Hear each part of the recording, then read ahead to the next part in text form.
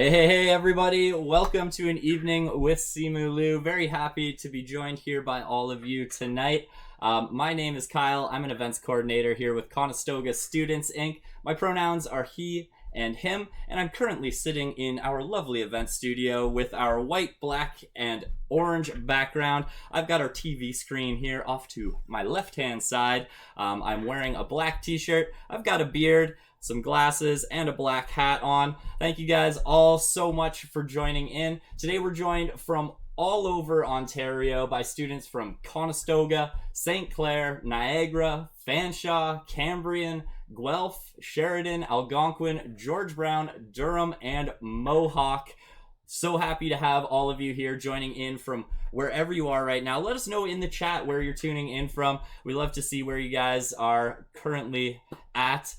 Before we begin today, we would like to start with a land acknowledgement. I'd like to remind students that I'm currently situated in what is now known as Kitchener, Ontario, and I encourage students to research the land that they currently reside on by visiting native-land.ca.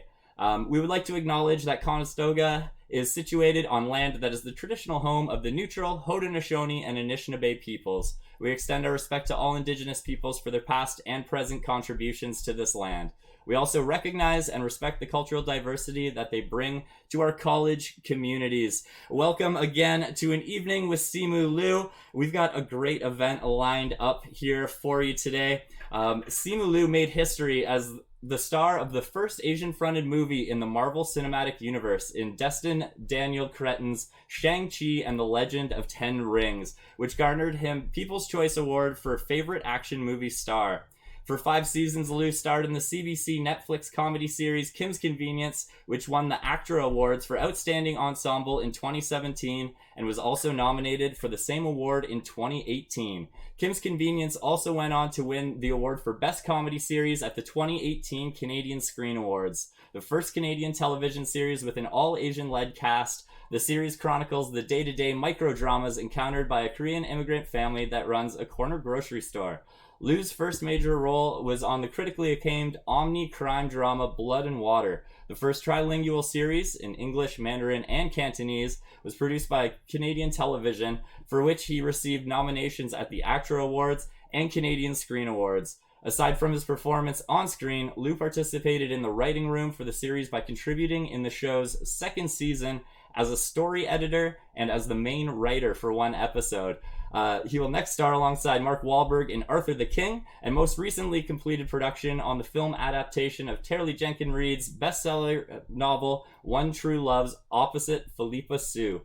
Liu's other film and television credits include ABC's Fresh Off the Boat, Awkwafina is Nora from Queens, NBC's Taken, and Amazon's The Expanse. Born in Harbin, China, Liu immigrated to Canada at the age of 5 and is fluent in Mandarin. He is currently developing long-form projects under his 412 Entertainment banner, which he has previously directed, produced, and optioned content for film and digital media. Please welcome to the stream, Simu Liu. Simu, how you doing? I'm good. I'm so sorry to everyone who sat through that bio. We need to shorten it, like big time. I'm sorry to you, Kyle. I'm sorry that you had to read that whole thing. You got some accolades, oh my God, that was an essay in and of itself. Holy. Well, thanks so much for joining us here today. Oh, it's so wonderful to be here. Thank you for having me. I feel like it's so funny because if I turn over here and I look this way, it's almost like we're looking at each other. I feel like I could just like this. I could just eat you, which is hilarious. Oh, I enjoy that way too much. We'll have some fun with it throughout the night. Definitely. Awesome. We'll jump right into it, Simu. Thanks so much for joining us. To kick things off, every hero has an origin story. Tell us a little bit about yours. How did you get to where you are now? Oh my God, that's a great starting off question. Where do you even begin? Like, do I begin with my birth? Is that like too self-centered? You know? Well, okay, yeah. Why don't we do that? I was born in a little city in China called Harbin, up in the northeast, and I guess the kind of notable thing about me in my early life is that I didn't grow up with my parents. I grew up with my grandparents, and my parents were in this faraway place called Canada, where they were kind of doing school. They went to Queen's University. Oh, I know, guys. I know. I apologize. And they were working on building a life, basically, so that they could then eventually come back and help me immigrate as well, and then our family would be together. And so one day when I was 4.5, my dad showed up at my door. Except I didn't really know that he was my dad. But there's a fly somewhere. Sorry, I'm very easily distracted. And then he was like, "Hi, I'm your dad, and I'm here to take you to Canada." And that was all well and good, except I had never met this man before. And also, my grandparents, my yaya and I were my primary caregivers, and my parents, as far as I was concerned. So that was really just jarring and very tough for me. But all of a sudden, I found myself in this totally different environment with parents that I didn't know that I had. And, growing up in that environment was, to put it lightly, pretty difficult. And among other things, I think we just really clashed because we just came from such different places. And, eventually, as I grew up in Canada, I learned very different values than they did growing up in China in the 60s and 70s. And so we fought often. Things weren't always great at home. It was just, there was such a gap in mutual understanding and communication. As far as career, I think we had a very classic sort of immigrant narrative that was like, my parents, because they, academia was the means through which they were able to come to Canada. That was like the be all and end all of everything. And they passed that value, or at least tried to pass that value on to me. So they were electrical engineers working in the aerospace field. They wanted me to do the same, or to, have a career in medicine or law. And I didn't want any of it. I wanted to break dance with my friends during lunch hours and play in the school basketball team. Just real productive life goals, especially seeing as I have not grown an inch since I was about 15. So there go my hoop dreams. Although I will say Fred VanVleet and I are the same height. It's just that he is like one of the best basketball players in the world. And I just can't even make a free throw on a good day. Anyway, so when it came time to declare for college, university, I decided on business, finance, out of some just like misguided like image of going to work every day in like a really fancy suit, being really baller, having a nice car. Those are things that like mattered to me when I was 18 years old, and I thought that, hey, business would be that would be the right way to do it. And I wasn't a good student. I wasn't engaged in my classes. I was the guy that like showed up to class, sometimes fell asleep, mostly just like watched the clock and watched the seconds tick by until it was time to go. And I mostly just thought that that's what, like, the kind of person that I was. I was just kind of a slacker, not really motivated by a whole lot. When I graduated, I was hired by a firm called Deloitte to be an accountant. Don't know if anybody studies anything accounting related, but I'm seeing head shakes, which is good. Sorry to anybody who is. It wasn't for me. And I remember showing up to work on the first day and being like, holy crap, what have I gotten myself into? Because it was just so not what I wanted. And, thing with starting a job, like a real job in the real world, is like, there's no end of semester. There's no like reset button that you hit and then you do 4 months of summer and then you come back and you do and you pick new courses. Like, that was it for the rest of your life. And that really freaked the crap out of me. And I continued to not be a very good employee until April 12th, 2012. I remember that day very clearly because it was the day that I was laid off. I remember being brought into my managing partner's office, and there's a lady from HR and a security guard from the building, and they were like, we've decided to terminate your employment. You have 10 minutes to leave the building, collect your things, and then that's that. So I had this very rock bottom moment very early on in life. And, I was devastated, first of all, even though, I know now looking back that I was just in the completely wrong environment. But at the time, it sucks to be fired, guys. It just, no matter if it's a job that you love or hate, it's just not going to feel good. So I woke up the next day and I realized that I didn't have to go to work, which was nice. And then inevitably the question that came up was, well, what now? And the answer for some reason was, I'm going to go on Craigslist. I'm going to search acting gigs in Toronto, which I would not recommend that you do today, by the way. In this day and age, I just don't think it's safe, particularly if, you're a woman. It's just not a great, I would not recommend, 0 out of 10 would not recommend that. But for some reason I did. And for some reason that at that exact moment, there was a gig out there that really caught my eye. And then I was able to get on my first movie set. And that kind of was the inciting incident that started it all.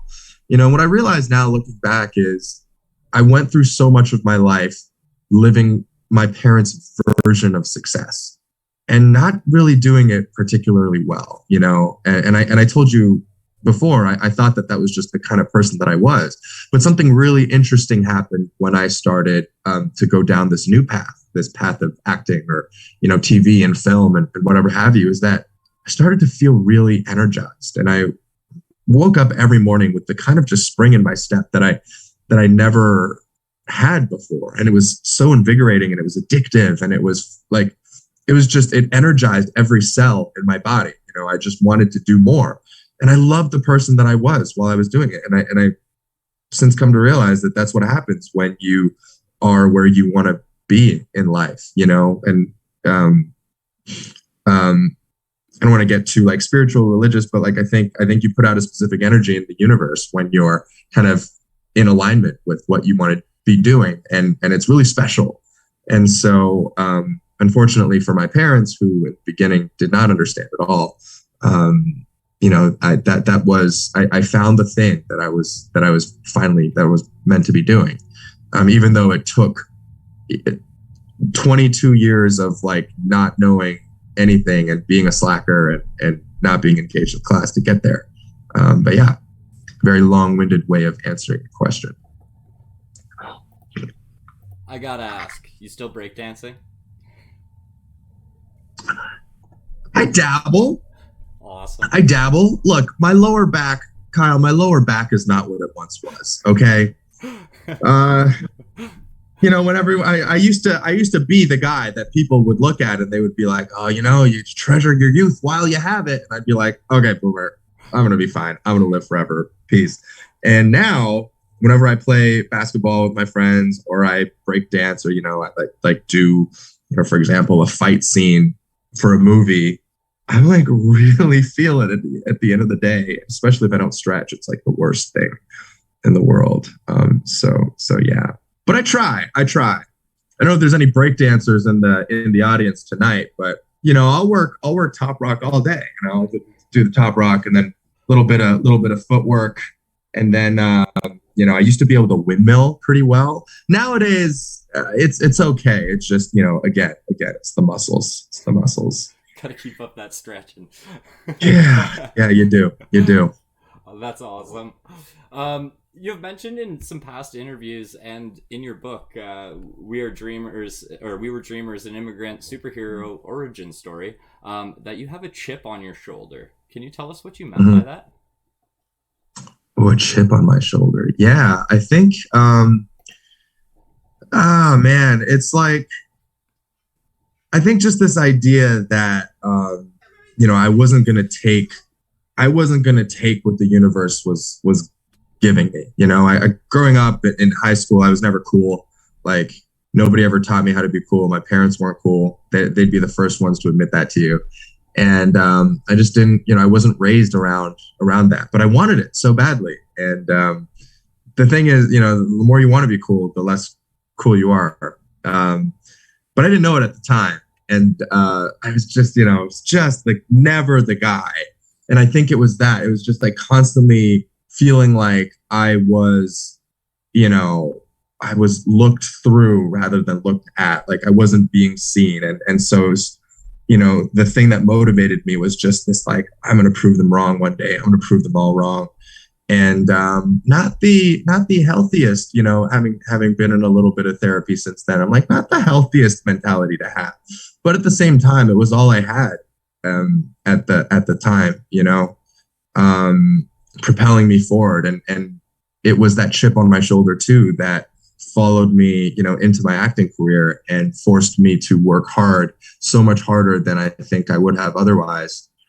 Just because I felt like I was constantly making up for lost time. I was like 22 years old.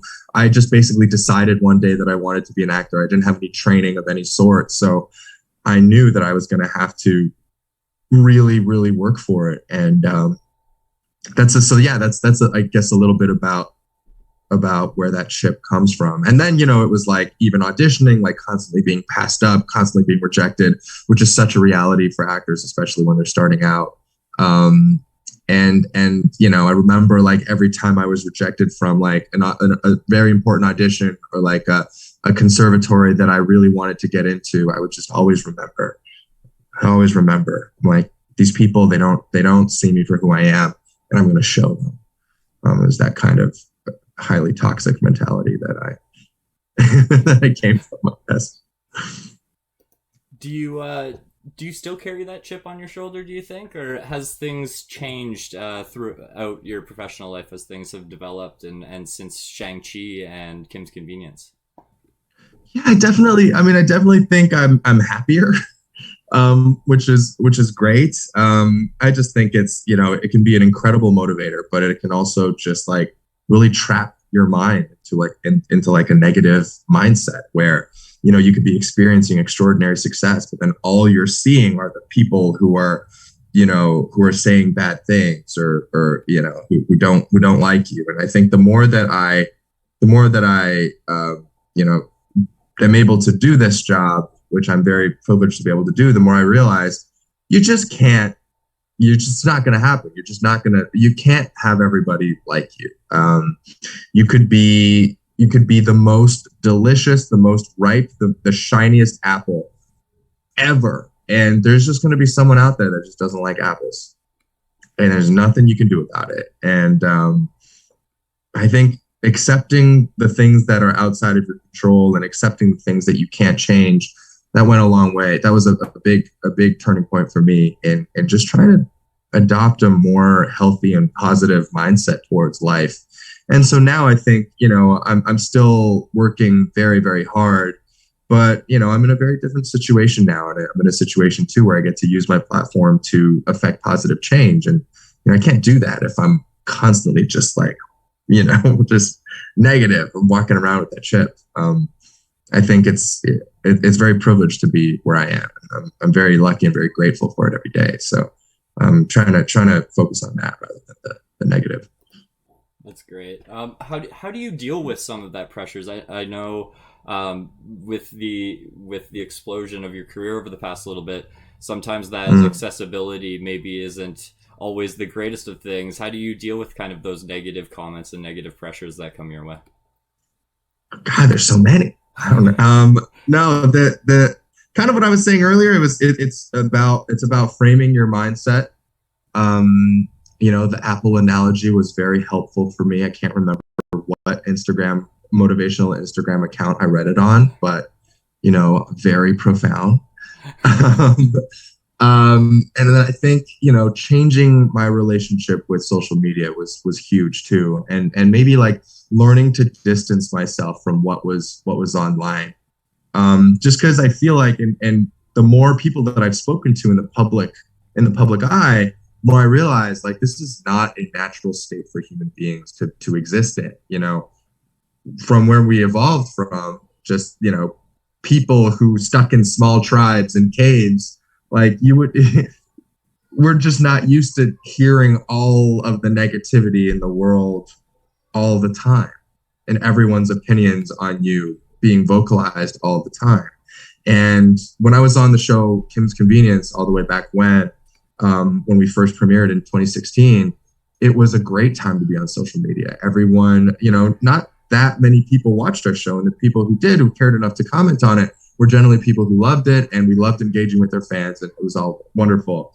Marvel is a completely different beast. Um, there are lots of people who watch Marvel movies, and every single one of them has an opinion on it.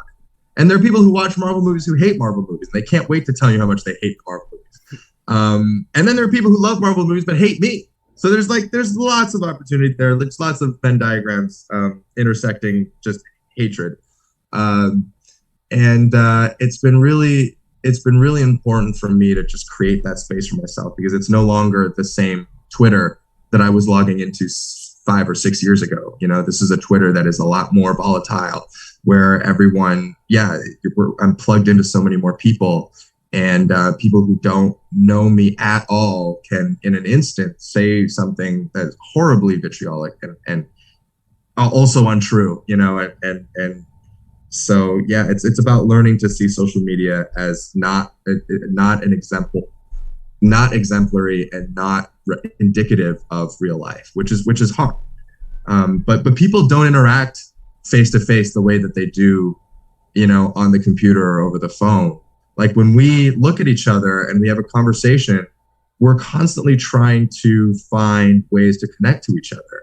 We're constantly trying to find the middle ground, and we're constantly giving each other the benefit of the doubt. We're constantly, just trying to foster like a conversation of good faith. None of that stuff happens online. For some reason that personable quality is completely lost on a screen. So I think the more that we all collectively realize that social media is not real life, I think the better off we'll be, honestly. That's great advice. The whole highlight reel and the way people interact is completely different, like you mentioned. Yeah, watch the TikTok guys. Yes, doing some TikTok dances. No, that's awesome. And great advice to take into all of our lives, learning to distance ourselves a little bit from the social media and realize that that isn't how real life is, and that isn't how people are necessarily living, and being able to create spaces within our own lives to live the way that we want to. So that's fantastic advice. You mentioned in the past that your heritage has caused you to be overlooked for roles. I wanted to dig into that a little bit. You've mentioned that you had been pigeonholed before prior in roles that you had got before. How can students watching this take, as they move through their careers and inevitably end up in decision-making roles, be conscious of these biases and make changes with their own respective institutions and within themselves? Right. So just like a really easy question, like just like a really, we like to keep it like very simple. Give me super straightforward question. Okay. No, how do I solve institution? Okay, great. No, let me think about that one for a second. My experience with my ethnicity in this industry,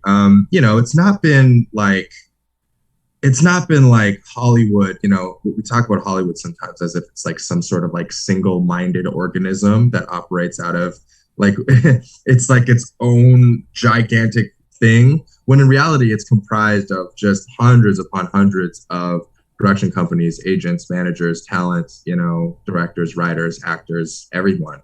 And they all come from different backgrounds, or at least now they do. They didn't always. But really, like, that's the environment that I came up with and that I came up under. And the show business of that time, which is about 10 years ago, was a lot more homogenous than it is now. And so the parts that were being written for actors of color, for minority performers, were not great, because there were no minority writers to write those parts, and there were no minority directors to direct the characters in a way that made sense. And there were no minority studio executives or network heads that were actively looking to greenlight projects that spoke to those voices. And so, of course, I was not given the best material to start off. Like, my first role, I had to put on a Chinese accent. I was Hong Kong desk cop #1 for Nikita.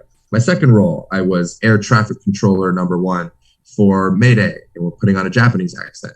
Like, that was just a part of my reality. If I didn't want to do those types of roles, well, guess what? I wasn't employed, And what I think has started to shift in the last maybe 5 or 6 years And what will continue to make change is that the gates are opening, and that power is being democratized across so many different ethnic groups, so many different identities and perspectives, that we are seeing a lot more um, diversity, and not just in front of the screen, behind, which is where I would argue the change is really critical, right? It doesn't matter if I'm a character on a screen. If my character was not written authentically, then I'm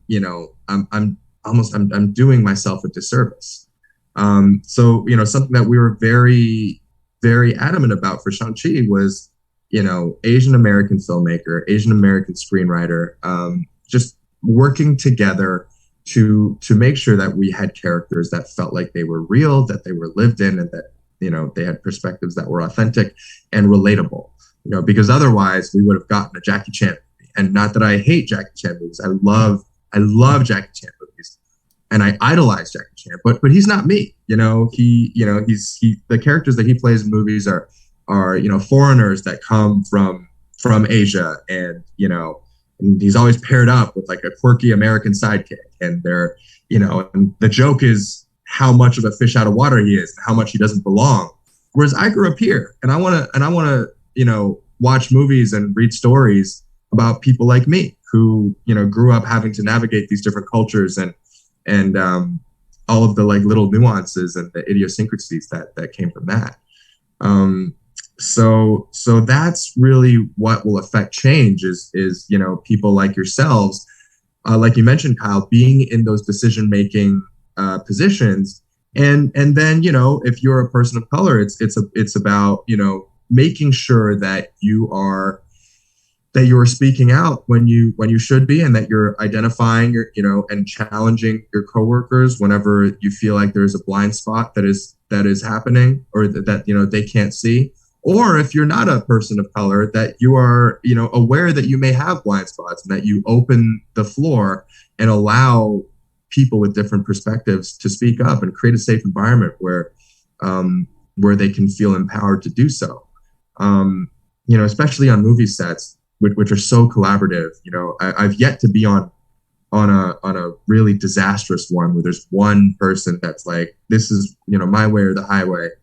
And I found that in every situation where the director or the head producer has been collaborative and has asked questions and has been very upfront with what they don't know, the better a working environment that is for everyone. So I hope that you all become that and embody that spirit of collaboration.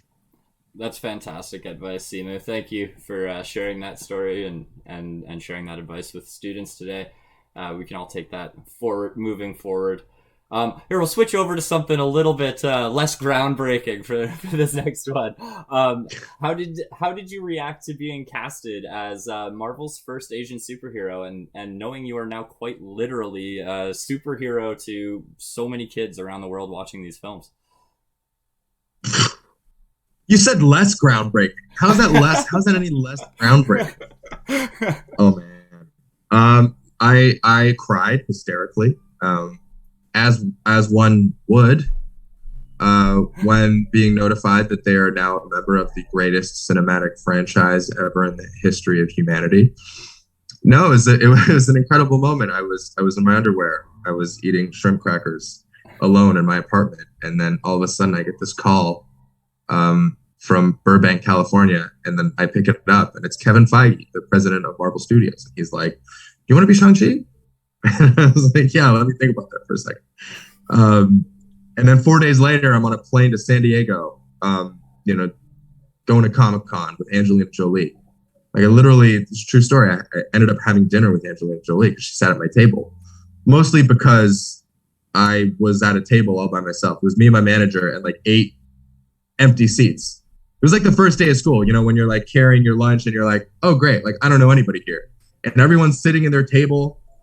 Like everyone knows they're in their little clique, right? Like the Black Widow people are, in the Black Widow, and then the Thor people are over there. And I was like, okay, great.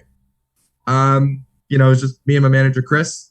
And then in walks Angelina Jolie, and she's got she's got a lot of people with her. She has children. She has, publicists, team members.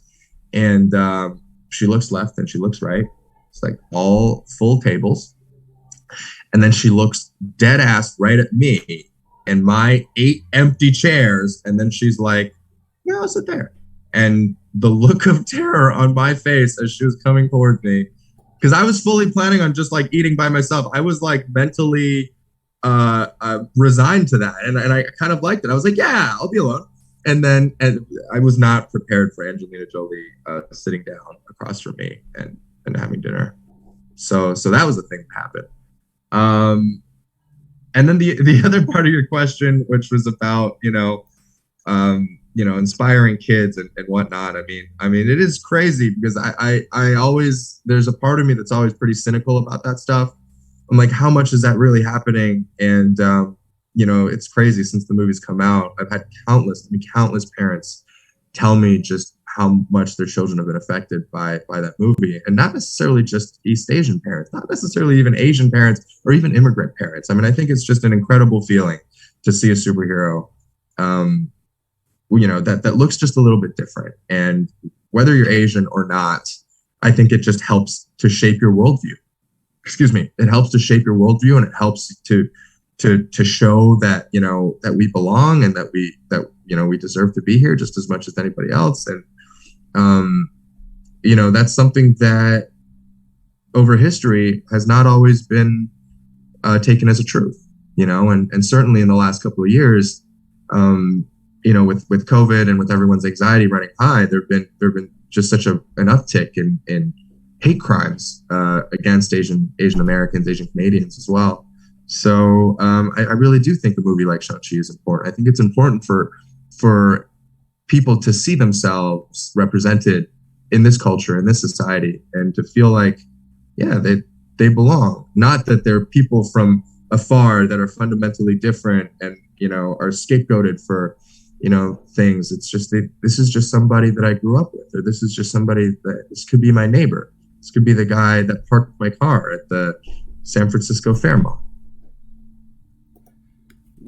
That's awesome. Is there how do you handle that level of influence now that people are coming up to you and telling you how much you like that? Is there any downsides to being that accessible, being recognized like that? What do you think? I don't know. I people don't know me when I walk down the street. No, there's I mean, it's the most incredible privilege in the world, but of course there's downside.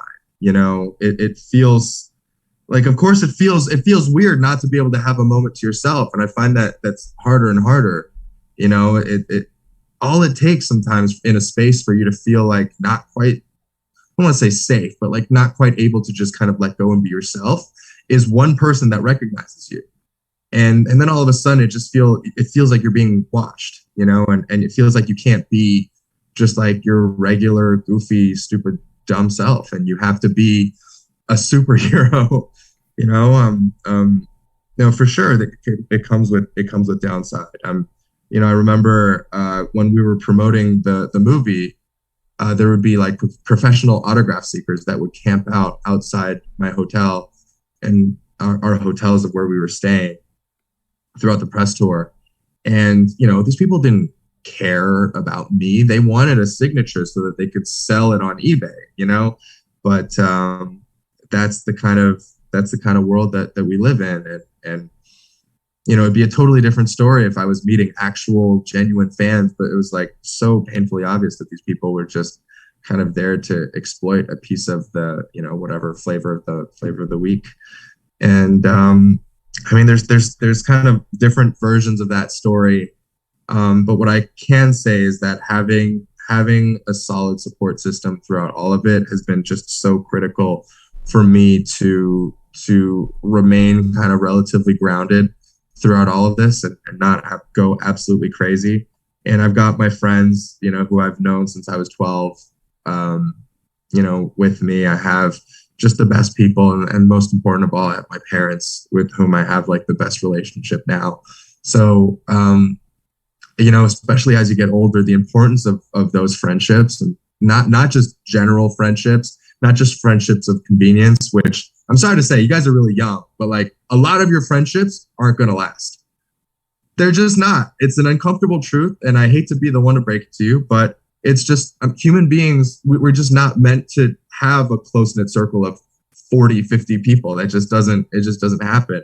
And even if you did, it's very unlikely that of those 40 or 50 people, every single one of those people would be willing to help you in a bind at like 3 a.m. Those friendships are critical. Those friendships are worth nurturing. And as you get older, you will discover who those friends truly are for you. And it's both, I mean, sure, it's a little sad, but it's also really incredible to realize, oh my goodness, these are my people. These are my people that I'm meant to go through life with. It can actually be an incredible feeling. Absolutely. You mentioned it's hard sometimes to get out and let loose with those groups of with your support group and stuff because of having the public eye on you. What does a night out for Simu Liu and his friends look like? If you could let loose anywhere. I want to tell the sexy version, right? It's the Oscars. My makeup artist arrives at 3 p.m. There's a knock on the door and my stylist is sporting the new Versace. And she says, try this on. But wait, I've already tailored it perfectly to your body. And then I try it on. And then a limo picks me up. And I go to the Dolby Center. And I walk on the red carpet. And Tom Hiddleston says hi to me. And Brad Pitt hugs me and tells me how much his children love watching Shang-Chi. And then I meat The Rock. And The Rock is like, hey, buddy, you should work out sometime, which has actually happened in real life, maybe. But no, I mean, every day looks so different. And as much as like those nights do happen, and I do have the makeup artist and the stylist and the craziness now, my favorite nights are just like, I had my best friends over for a sleepover. Like, I know, it's just bear with me. I had my best friends over for a sleepover in my house in LA like a few weeks ago. And we literally played computer games until 4 a.m. Like I have a hot tub in my backyard and I heated it up. Literally didn't even use it. We just played video games the whole time. So it varies, but I kind of think that those are my favorite. I'm sorry if I'm outing myself as a giant dork to everybody who's watching, but that's awesome. You gotta have those video game hangout sleepover nights. They're relaxing. Don't have to always go out. It's nice to just chill and relax. Yeah, you know what's not relaxing? Having 70 cameras pointed at you, telling you to like look at them. That's not relaxing. No. Having to hold a conversation with Dwayne "The Rock" Johnson, not relaxing.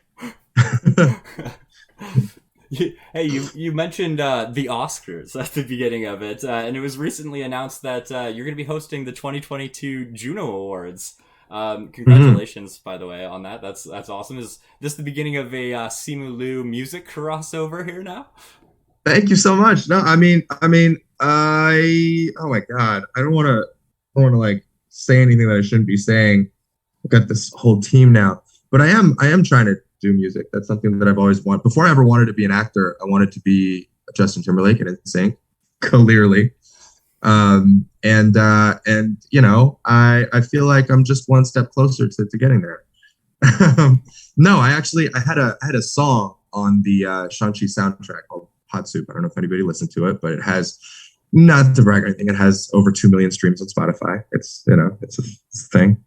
And it was really cool. It was a really fun experience to be able to go into a recording studio and work with the producer. And so I just basically I very offhandedly said to to my friend Sean, who owns 88 Rising, which is an Asian American record label. I was like, hey, I would love to like play around some more. And he was like, great, make an album for me.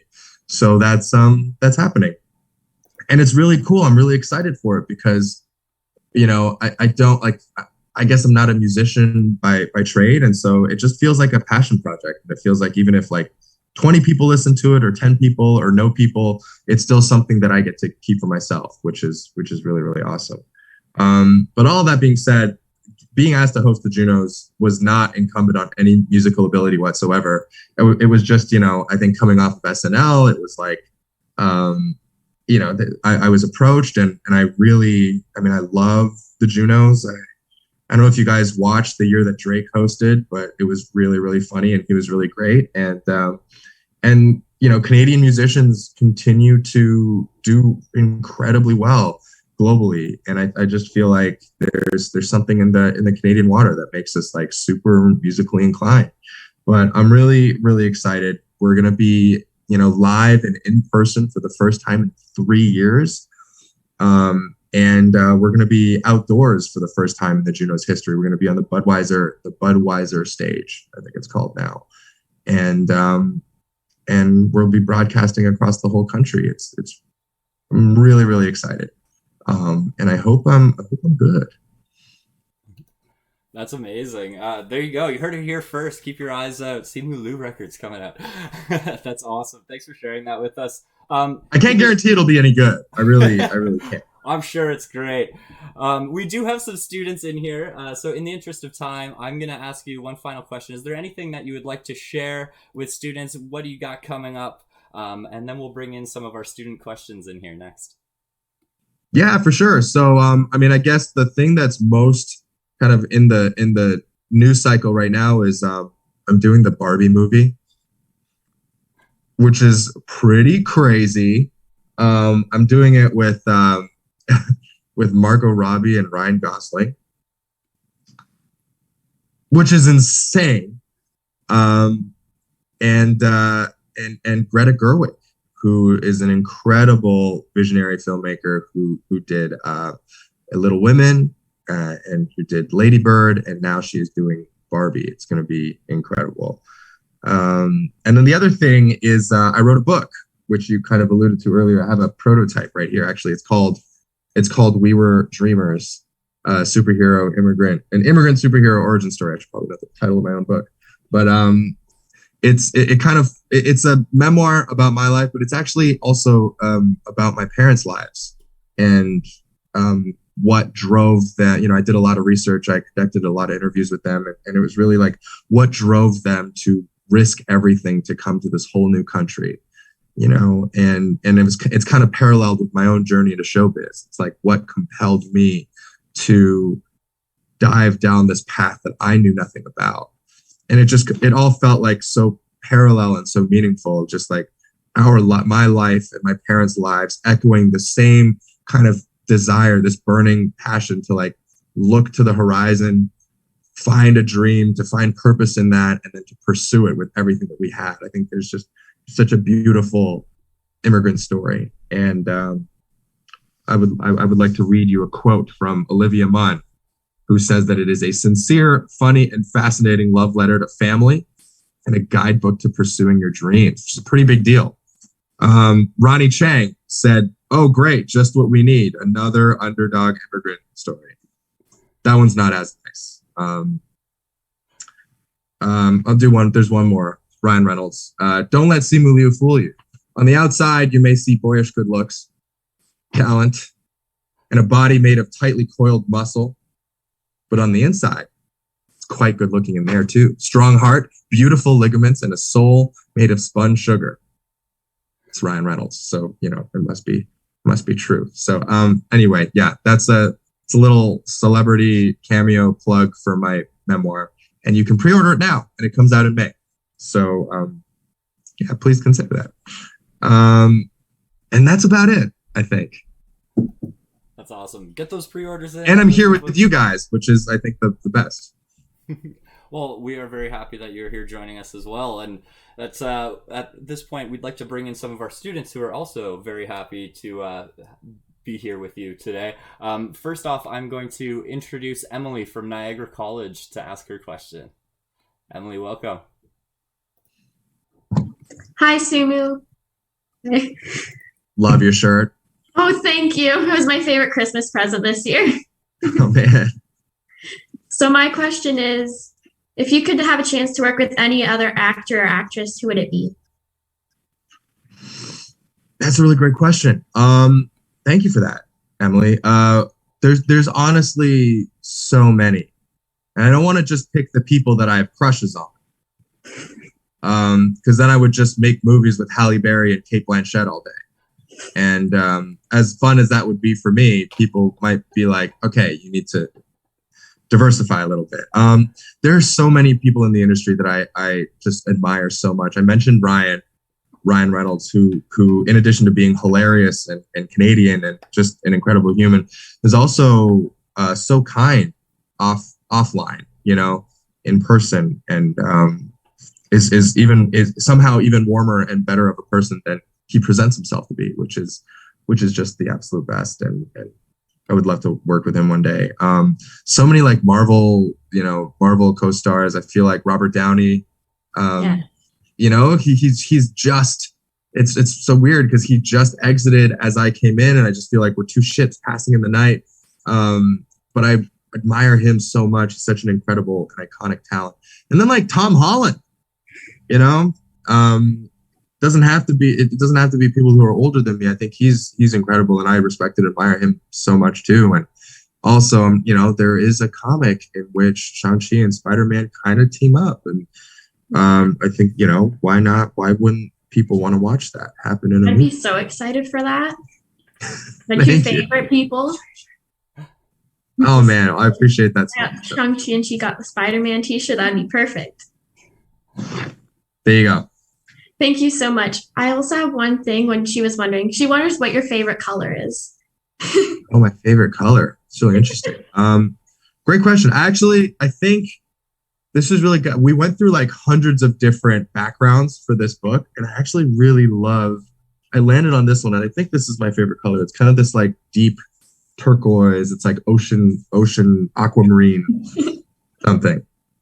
Thank you so much for providing joy for everyone in this pandemic too. Shang-Chi was the first movie we finally got to see in theaters. It was just an incredible experience. Thank you. Thank you so much. Thanks, Emily. Awesome. Thank you for your question, Emily. Next, I'd like to call in Camilla from Algonquin College. Hello. It's so nice to virtually meet you. So nice to meet you. So my question was, you kind of talked about breakdancing, but I want to know a different secret talent that you have or a party trick that maybe not a lot of people know about. That not a lot of people know about. Okay. This is a breakdancing. Sometimes, I do the backflip entirely too much, so probably a lot of people know about that. I can wiggle my ears. Nah, you can't really tell in the Zoom. I can move my ear. That's dumb. Okay. Okay. Party trick. What's your party trick? Help me out a little bit. Oh gosh, I don't know if I have a party trick. See, it's tough to answer the question sometimes. Yeah. Well, just say like what do I do that not a lot of people know about? I love playing volleyball. Like volleyball I play a ton more basketball now just because it's I think easier to start up a game, but I love volleyball. I played varsity in high school. I practiced with the JV squad in college, and like I was like pretty good once upon a time. And it's just such a cool sport, and it's a sport that you can play co-ed, and it's such a fun time. I wish I could do it more, but it's just so hard to find like a gym with a net. Anyway. If you do think of what your party trick is, just email Kyle and he can let us know. Okay, I will email Kyle. Thank you. Thanks. Nice meeting you. Thank you for your comments in the chat too. Thanks, Camilla. I'll be sure to pass that along if he thinks of a party trick for you. Next, I'd like to welcome Elise from Fanshawe College. Fanshawe, what? Sure. London. Hello. Gotta love it. Hey, how's it going? I'm good. How are you? I'm good. That's good. Chilling. So I'm a fashion design student from Fanshawe College. And I've definitely over the past few years been asking myself this question several times. So I wanted to ask you, if you could go back in time and ask high school Simu Liu one question, what would it be and why? To ask him a question? That's interesting. Or Because tell I him feel one like I would thing. already know the answer because I was Or him. tell him one thing, like one piece of advice. Oh, this is something that I would tell him. I would say, if you just took like 20% of the energy that you expended in trying to impress other people and focus that on becoming the person that you want to be for yourself, you would just like do yourself so many favors. You know, I feel like I was so focused on getting other people to like me and so fixated on the opinions of others that I forgot to ask myself who I wanted to be. And so I wish I could do that. And the other thing I would say is that, you know, and this is just girl advice in general for just a young adolescent boy, is that sense of humor is by far the most important thing. You could be, and I wish I knew that when I was trying to do my NSYNC moves and trying to be Justin Timberlake. I should have been just learning how to make people laugh a little bit and learning not to take myself too seriously and learning how to crack a joke, because that is the single most important thing, not just in a romantic context, but just, you know, just in life. So have a sense of humor. Yeah. Ah. Perfect. Thanks, Elise, I really enjoy giving dating advice. I don't know. It's just like I feel like in my other life, I'm this like the host of a dating podcast. So hit me up with the dating questions, guys. I feel like, you know, I'm a little bit older than you, so I can, if I can be of any help to your lives, please let me know. The love guru, if you will. I feel like you're going to have a list to email Kyle after this of all of your advice and party tricks and everything. Oh, man. Yeah, I didn't know that this speaking thing would come with deliverables. I'm down. Awesome. Thanks so much, Elise, for your question. Next up, we're going to bring on Ashante from George Brown College. Hi. Hey. You're trying not to freak out. So my question is, you're the first lead Asian superhero in the MCU, so the impact that you have on viewers of the same background is higher. So what do you hope that your impact or inspiration has on those in your community? What do you hope that it does for them? That's a fantastic question. You know, first and foremost, I hope that, you know, watching me on screen, I hope that it makes everybody in my community a little bit more proud of where they came from and a little bit more grounded in their understanding of their own identity. Just to give an example, like when I was growing up, I hated the fact that I was Asian, you know, and part of it had to do with the fact that, you know, my parents were raising me a certain way and I didn't want to be a part of that. I didn't agree with their methods and you know, I wanted very different things for myself. But then the other piece of that is that in all the media that I consumed, there were no aspirational Asian characters. There were just kind of like sidekick dorks, like just things that I didn't want to be. And so that was kind of what the world saw me as. And I felt that. And so being Asian, my culture, my language, my face, the shape of my eyes, that all became things that I became very ashamed of. And so the most important thing that I hope happens is that, you know, Asian American, Asian Canadian, you know, people watching the movie will feel proud of who they are and will feel, you know, like a little bit more like they can stand on their 2 feet and feel like they belong.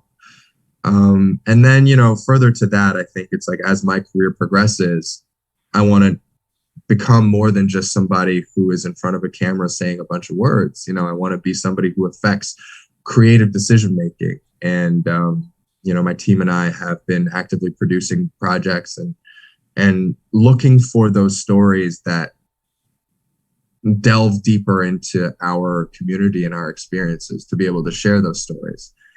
So that's another thing that I hope to accomplish with my platform. I love you. I love your movies. You're great. Please keep. Oh my God! Thank you so much. Thank you. It really was just the one movie, but you know, I just appreciate that. It was convenience. I count it. Okay, fair enough. We'll count this. Yeah. Awesome. Thank you, Ashante, for your question. Up next, we've got Eric from St. Clair. Hey, Simu, how's it going, man? Oh, it's good. It's good. Is anybody else getting a little bit of audio lag? Just a little bit. Oh, no worries. No worries. Keep going, Eric. All right. I'm a student rec management student, so my question is a lot about athleticism. So when I watched the behind the scenes documentary that they had on Disney Plus for the Shang-Chi movie, they talked a lot about your training for the role and what you did to prepare for that. Which scene brought the most out of you physically? And have you ever done any other projects that had that much physicality? Great question. So thanks for that, Eric. No, I have never done any other project that brought out what was the level of physicality that Shang-Chi had. I think after counting, we had 17 fight sequences in our movie, and I wasn't in all of them, but the ones that I was in were absolutely crazy. I would say the bus fight for sure. By sheer length of time, we shot that sequence over 5 weeks. And every day was like showing up to set and doing different moves, physical things. Sometimes I was up on a harness and forced to like pull myself onto the roof of a bus. Sometimes I had to run on top of the bus, baseball slide over the side, grab onto a pole jutting out the driver's side window and swing myself into the door. So yeah, that was a pretty intensely physical process. And then I'll say the fight with the death dealer. That sequence, because it's so intricate and so hand to hand, we did so many takes of that. That was the only time where I actually physically collapsed on set. Like I was so drained at the end of the day. I couldn't even move. I was just like, I found a mat and I just laid down and just was completely immobile. So it was fun times. I'm so glad that I'm not doing it right now. And, as much as I look forward to doing a sequel, which we're definitely going to do, I'm not looking forward to the preparation of that one bit. That's cool, man. Thanks very much. I appreciate it. Oh, no worries. Thank you. Awesome. Thank you so much for your question. We've got a few students left here. Next, I'm going to bring in Roshni from Cambrian. Hi, Simu. Hey. Hello. I hope I don't freak out. So my question is that you have moved up from stuntman to a TV actor, and now that you're the main lead in one of the most profitable production houses in the world, did you notice any changes within you, or did you notice any changes in the way that people treat you? And what has remained constant throughout this whole journey? Yeah, I mean, I think there's bound to be some sort of change, right? I was growing up, I was so used to people not noticing me. I was so used to being looked through instead of actually being seen. And then all of a sudden it was like, Jimmy Fallon wants you to go on a show. You're, what? That's crazy. Or it's like they want you to host SNL. And so I think it's obvious. It's very easy to be cynical about it and say, well, of course, I'm in the spotlight now. Of course, like that's what the industry does. It just chews people up. It spits them out. But then I think about what that opportunity can mean for everybody watching. Maybe some kid tuning into SNL will see me and think, oh my God, maybe I could do that someday. Or we'll watch the Marvel movie and say, man, I've always been super interested in movies. Like maybe that's something that I can do. And I don't know, that's a really incredible feeling. I mean, but to answer your question, sure, it always, that's kind of just the way the world works, which sucks. But the good thing is, I think I'm very aware of people's agendas and what they want from me in any specific point in time. And I also choose to surround myself with people who could not care less about any of it. And to those groups of friends, I will always be just like that little idiot 12-year-old. And that's very important. You really need that. And I just wanted to say that your hair looks really beautiful. Oh, thank you so much. Thank you. Yeah, this has caused quite a lot of debate online. A lot of people very adamant. Thank you so much. It was nice talking to you. Thank you. You as well. Thanks so much, Roshni. Next, we've got Ting Chi from Conestoga. Hi. Hi. I have a question. I know being an actor isn't easy. I know it's hard, and you may also need to get know well for the character that you're trying to be with, and also memorize the whole scripts, like whole plays or things. And what is the most unforgettable experience when you become an actor? The most unforgettable experience becoming an actor. I think. My God, there's so many. I mean, maybe you can just pick one of the unforgettable experience.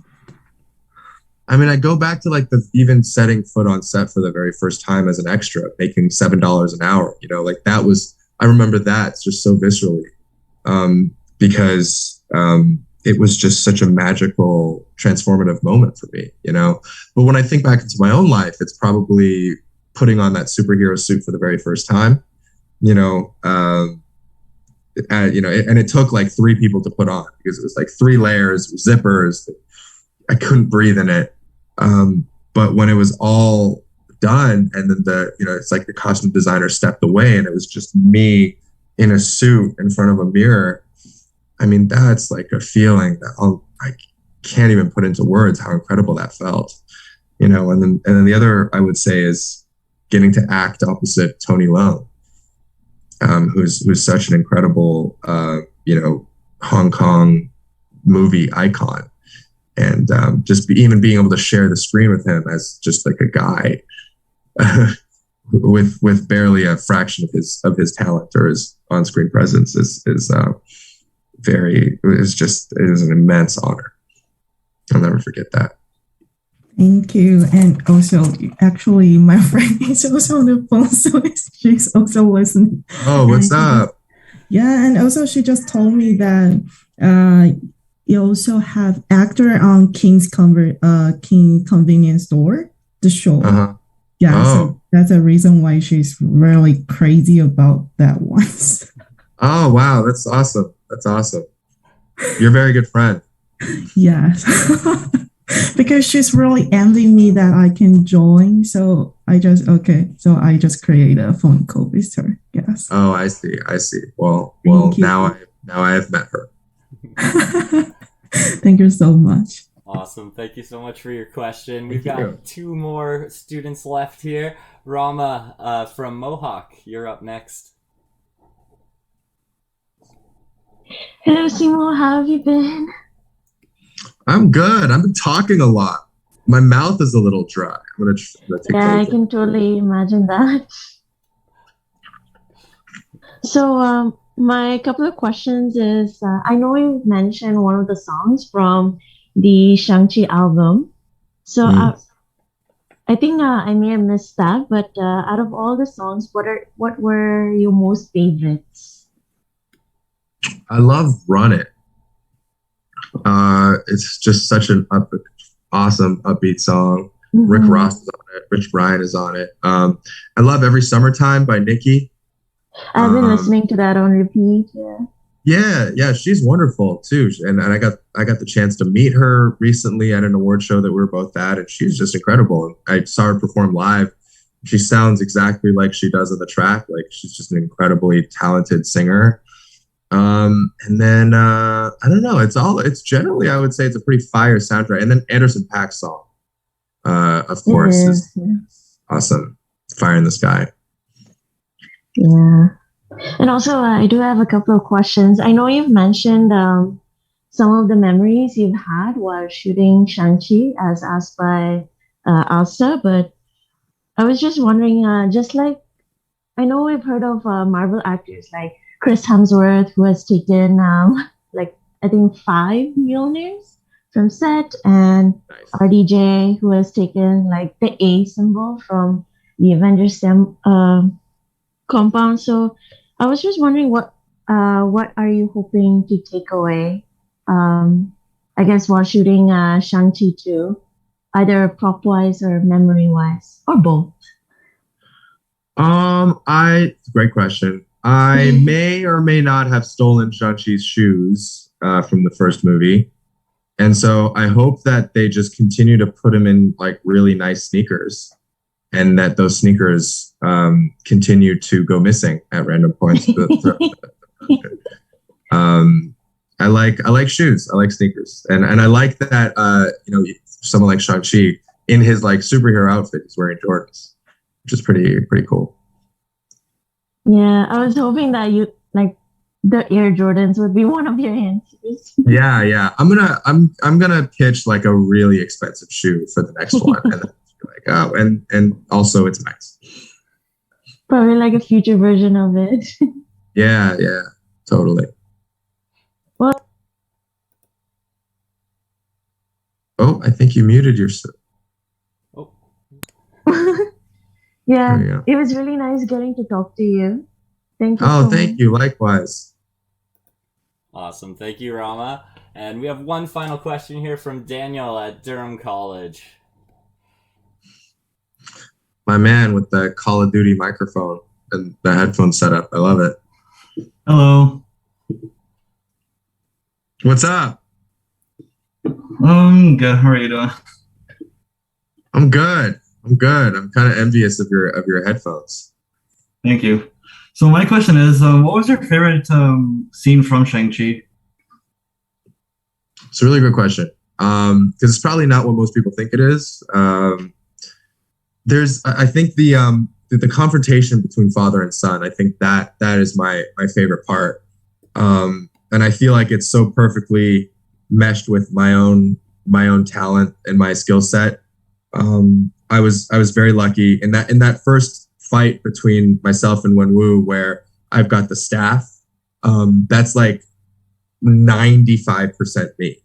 And the fact that it was me meant that you got to really just kind of be close on my face, and you feel my physicality as Shang-Chi. Whereas, some of the others, either there's heavy CGI or there's like a ton of wire work that I wasn't able to do because of time constraints. But for the most part, that fight, because it was just, a father and a son in it, like it was just two people trying to sort out their conflict and letting their anger get the best of them. I just felt like, yes, it was a fight scene, and it was a relatively simple fight scene in terms of just the choreography.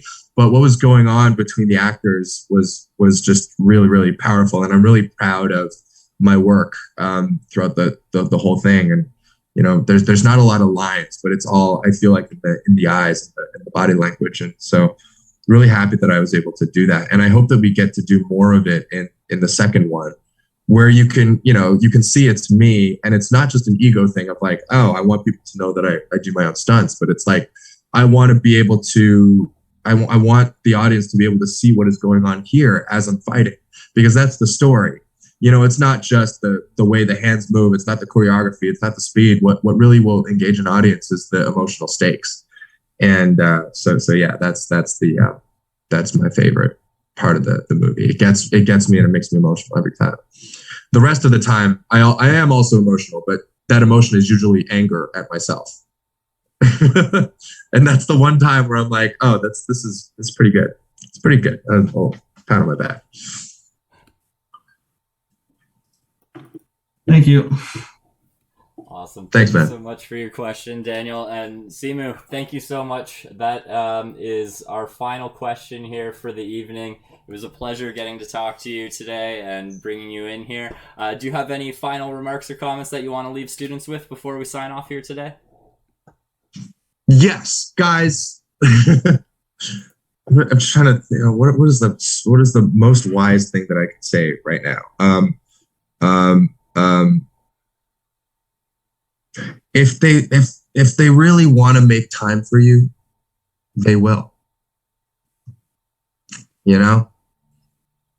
busy. Everyone's busy.